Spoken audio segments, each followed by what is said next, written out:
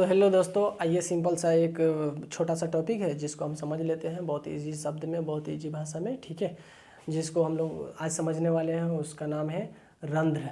रंध्र मतलब छेद, छोटा सा रंध्र टाइप का छेद जो होता है ना, एक छोटा सा छेद, उसी को क्या बोलते हैं? रंध्र बोलते हैं। क्या बोलते हैं? रंध्र बोलते हैं। ठीक है, जो जिसको इंग्लिश में हम लोग क्या बोलते हैं? एस्टोमाटा। एस्टोमाटा, ठीक है, एस्टोमाटा। ई जो है एस्टोमाटा क्या होता है? ये एक बहुत पतला अच्छा छोटा सा छेद होता है, उसी से अपना क्या करता है? गैस आदान प्रदान करता है। कौन करता है? पत्ता करता है। क्या चीज़ का? पेड़ का। ठीक है, तो उस रंध्र का काम क्या है? वाष्प उत्सर्जन करना। ठीक है, क्या करता है?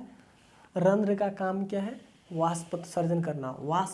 मतलब वाष्प उत्सर्जन मतलब वाष्प समझते हैं, जो धुआं बन के उड़ता है।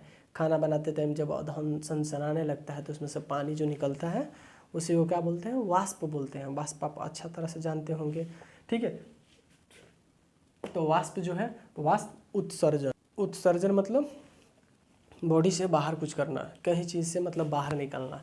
तो जो पत्तों से जो बाहर निकलता है वाष्प, उसी को, जो पत्तों से वाष्प बाहर निकलता है उसी को क्या बोलते हैं? वाष्प उत्सर्जन।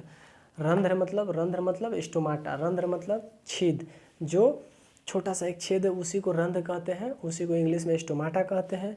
उसी छेद से क्या होता है? वाष्प उत्सर्जन होता है। वाष्प मतलब वाष्प, और उत्सर्जन मतलब बाहर निकलना। वाष्प को निकलने को वाष्प उत्सर्जन कहते हैं। ठीक है, जो उसी के छेद से वाष्प उत्सर्जन करता है।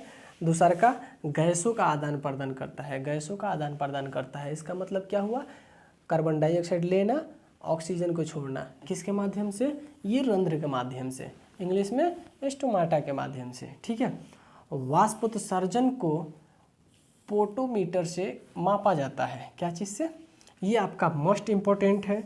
ये आपको 2 मार्क्स में पूछ सकता है, या 1 मार्क्स में तो फिक्स है, 1 मार्क्स में आपको पूछेगा ही पूछेगा। ये जो कितना वाष्प उत्सर्जन हुआ उसको क्या चीज़ से मापा जाता है? फोटोमीटर से। फोटोमीटर, ये आप नाम याद रखिएगा।